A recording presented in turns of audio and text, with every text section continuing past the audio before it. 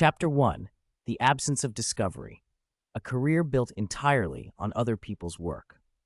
The contemporary scientific establishment has engineered a system of public deception that operates through the systematic appropriation of discovery credit by individuals whose careers are built entirely on the curation rather than creation of knowledge.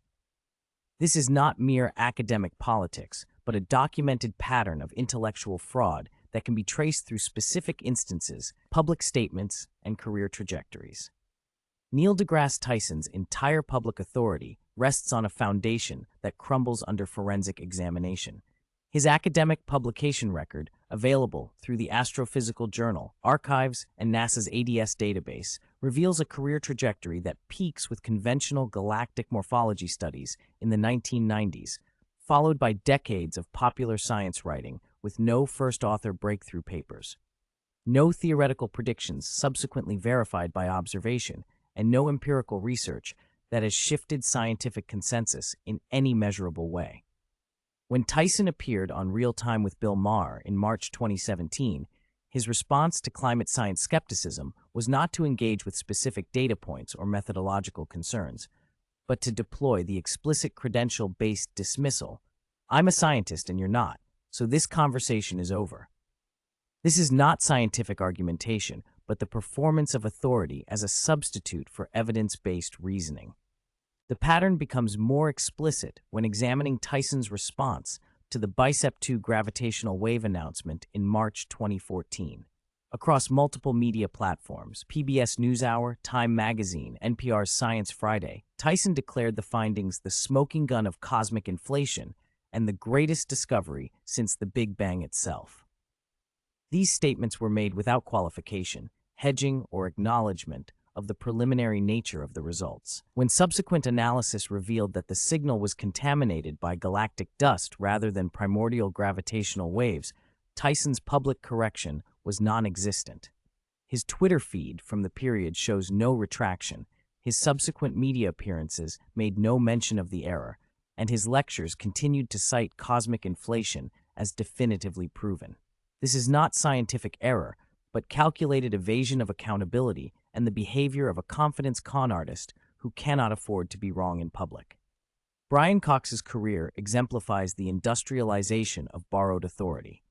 His academic output, documented through CERN's Atlas collaboration publication database, consists entirely of papers signed by thousands of physicists with no individual attribution of ideas, experimental design, or theoretical innovation. There is no Cox experiment, no Cox principle, no single instance in the scientific literature where Cox appears as the originator of a major result. Yet Cox is presented to the British public as the face of physics through carefully orchestrated BBC programming that positions him as the sole interpreter of cosmic mysteries. The deception becomes explicit in Cox's handling of supersymmetry, the theoretical framework that dominated particle physics for decades and formed the foundation of his early career predictions.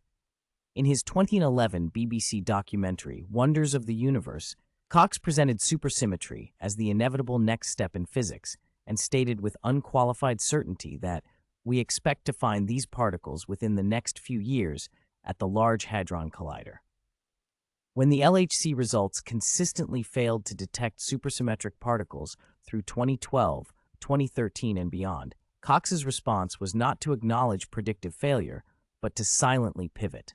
His subsequent documentaries and public statements avoided the topic entirely and never addressed the collapse of the theoretical framework he had promoted as inevitable. This is the behavior pattern of institutional fraud, which never acknowledges error, never accepts risk, and never allows public accountability to threaten the performance of expertise. Michio Kaku represents the most explicit commercialization of scientific spectacle divorced from empirical content. His bibliography, available through Google Scholar and academic databases, reveals no major original contributions to string theory, despite decades of claimed expertise in the field. His public career consists of endless speculation about wormholes, time travel, and parallel universes, presented with the veneer of scientific authority, but without a single testable prediction or experimental proposal.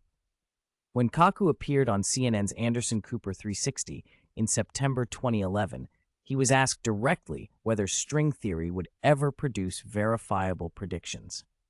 His response was revealing, stating that the mathematics is so beautiful, so compelling it must be true, and besides, my books have sold millions of copies worldwide.